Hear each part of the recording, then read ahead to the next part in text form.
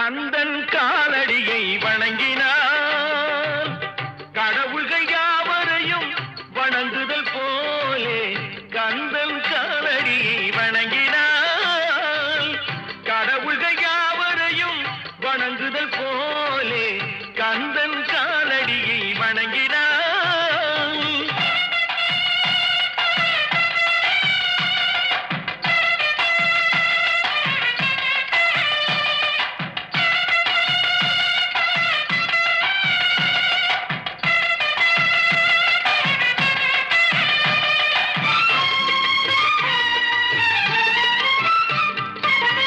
தந்தை பரமனுக்கு சிவகுருநாதன், தாயார் பார்வதியின் சக்திதானே வேலன், சிவசக்திதானே வேலன்.